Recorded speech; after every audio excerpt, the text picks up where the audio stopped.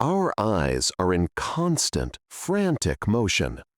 Even as you listen to these words, they are making 3 to 4 tiny jumps every single second, scanning, searching, and feeding a restless brain. For centuries, ancient yogis understood a profound, forgotten truth captured in the axiom chala netra, chala chitta, moving eyes, moving mind.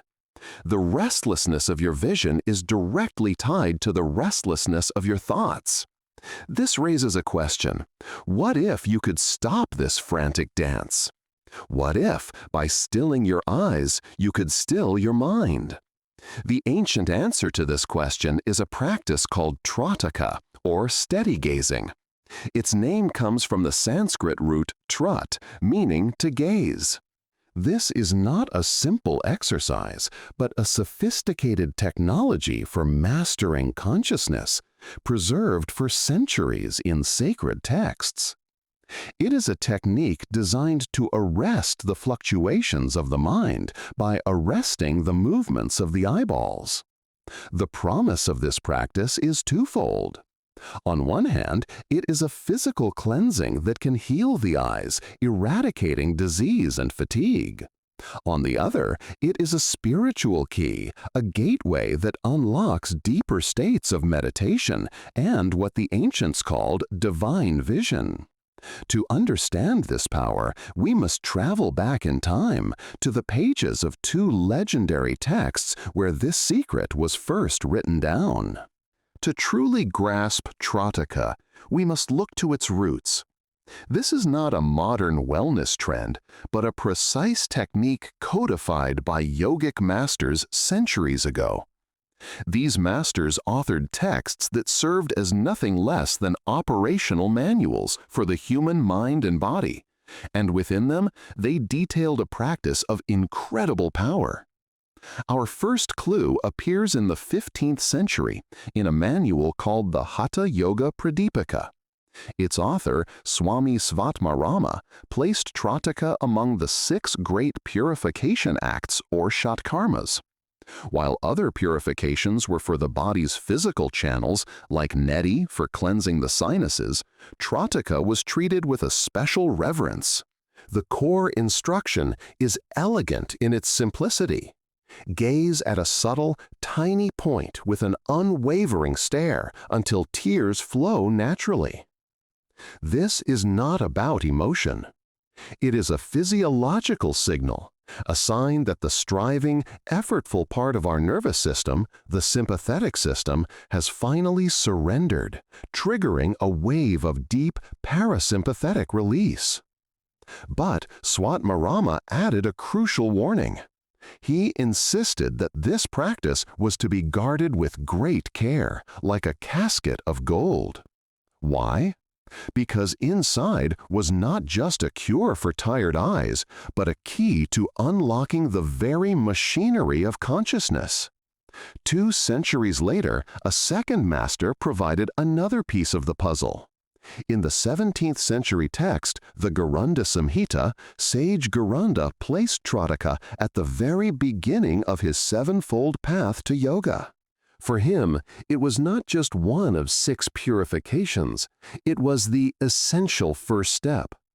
You could not master your body or your breath, he taught, if you had not first mastered your eyes.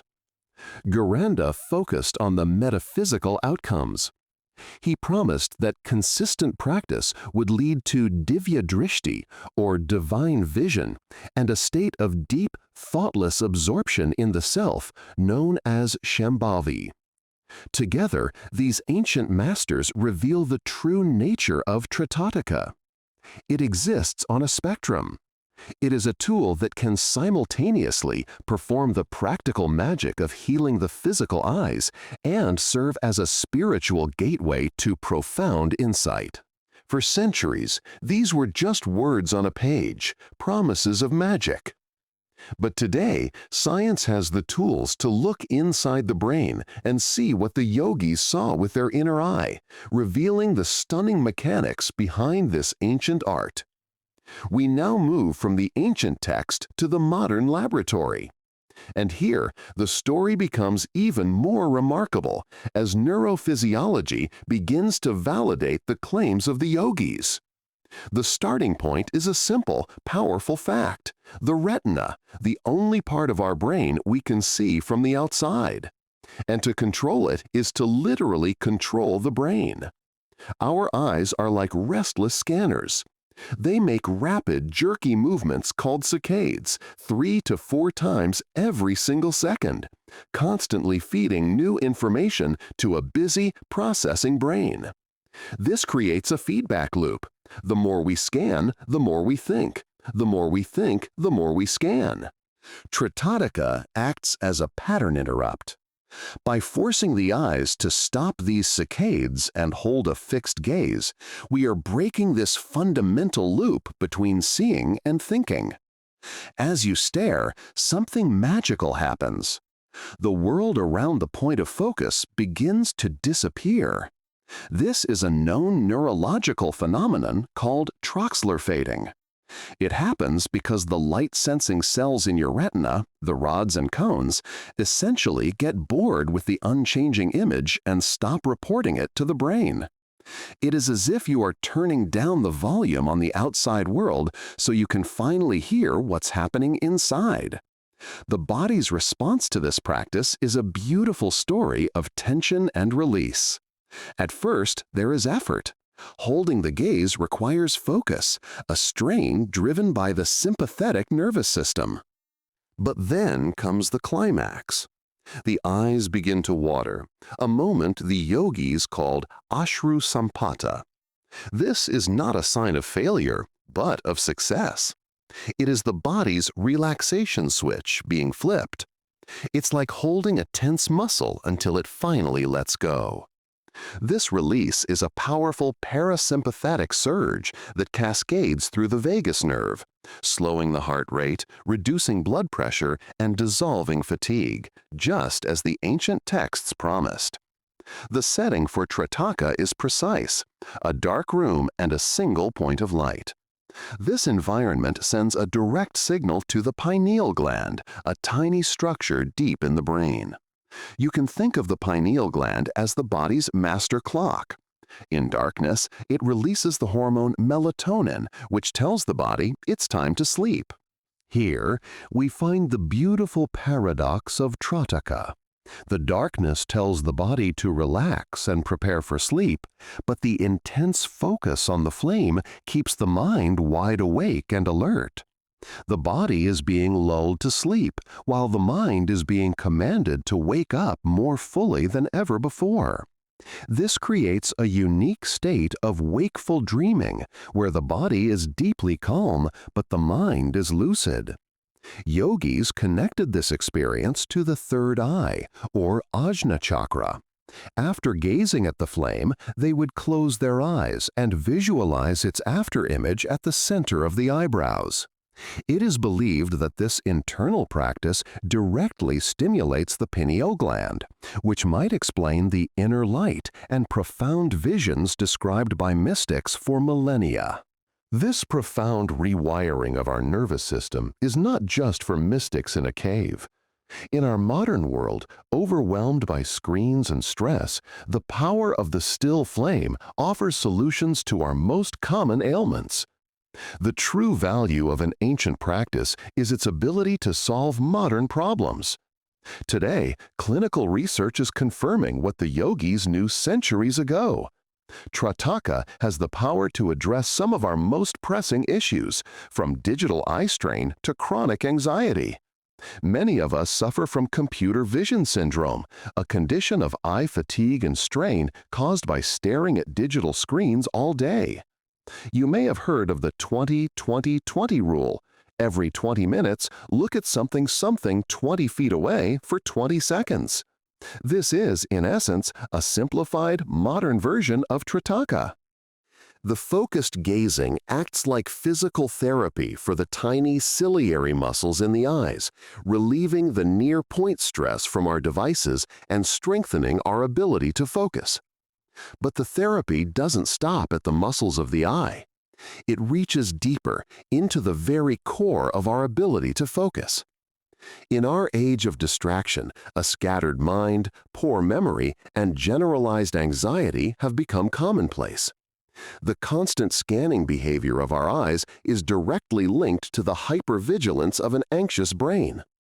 A study using a memory test called the Corsi span found something remarkable.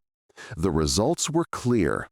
After practicing Trataka, participants showed a significant improvement in visual memory. Their attention became sharper. The practice wasn't just healing their eyes, it was forging a stronger mind. In simple terms, the practice made people better able to see and remember patterns in a chaotic world, a direct measure of a calmer, more organized brain. So many of us lie awake at night, our minds racing with the mental debris of the day.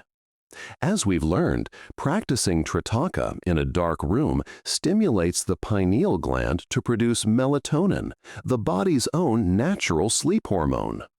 The practice works to clear the mind of scattered thoughts and triggers the cascade of relaxation that leads directly to deep, restful sleep.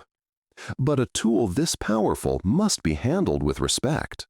For all its healing light, the flame also casts a shadow, and for some, there are risks that must be understood. Trataka is a potent neurological intervention, not a casual game. For a small number of people, ignoring the safety rules can have severe consequences. This is why the ancient masters urged such secrecy and caution. Imagine a candle flame flickering in a drafty room. For most, this is just a minor annoyance. But for someone with photosensitive epilepsy, that flicker can act like a strobe light. Approximately 5% of individuals with epilepsy are sensitive to flashing lights. When combined with the intense focus of Trataka, which heightens the brain's sensitivity, this rhythmic flashing can potentially trigger a seizure. The safety rule is absolute. Anyone with a history of epilepsy must never practice with a candle. A safe alternative is to gaze at a steady, non-luminous object, like a simple black dot on a wall. Trataka is designed to dissolve the boundaries between you and the outside world. This is a profound experience for a healthy mind. But for a fragile mind, one with a predisposition to psychosis or schizophrenia, this deep dive inward can be destabilizing. As the outside world fades away, subconscious fears can surface as terrifying hallucinations. Practitioners have reported seeing the flame's afterimage transform into demonic faces.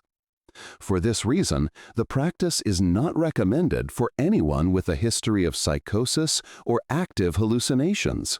For those with glaucoma, a condition of high pressure within the eye, a specific caution is required.